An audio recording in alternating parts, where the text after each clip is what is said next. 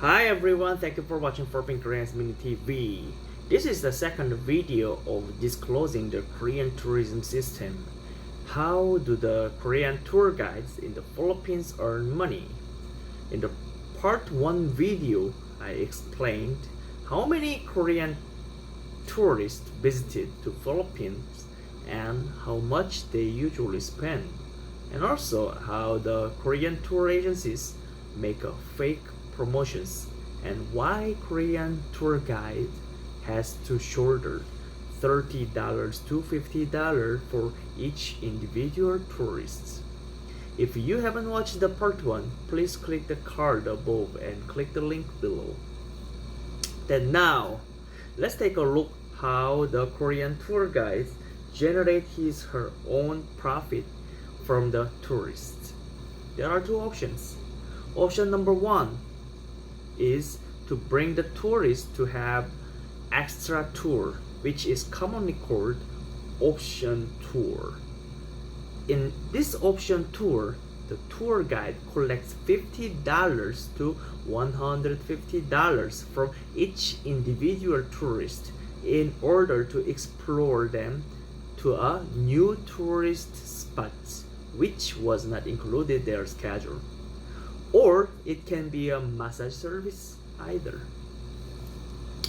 Simply say, you will give them what was not included in their schedule. But problem is, for example, as all we know, usual massage service fee is just price range of 300 pesos to 1,000 pesos, which is equivalent to $7 to $20. However, the local Korean tour guide charges mostly $50 to $100, which is equivalent to 2,500 pesos to 5,000 pesos. Well, it's because this money goes basically for 50-50 between the local tour agency firm and tourist guide. So even though you sell the massage for $100, which is originally cost $20, but the money it goes to tour guide for $40 because you need to give the half of the profit to your company. Remember, Korean tour guides are still part-timers, no full-timer, which means they have no salary basis but have to follow the rules and regulations of the company. And now, let's talk about option number 2. This is called shopping. Basically, you will bring your Korean tourists to Korean-owned shopping center which sells Philippine products with a very high price. Those products are such as noni product, vitamins, handmade products, etc. The original cost of these items are only 10% to 20% of its sold price. So let's say one bottle of vitamins are sold for the price of $350. However, its original price is less than $100. So $250 of sold profit generated, which will be divided into 50-50 between the Korean-owned shopping center and the local Korean tour agency firm. And the Korean tour guide will get the sum of commissions from the both parties. This is how Korean tour guide earns money. So, as I mentioned above, Korean tour guides really have to invest their own money to tour the clients around as well as feed them. And if you make the tourist happy and pleased, the tourist will purchase the product that you recommended and will visit the place that you recommended in return.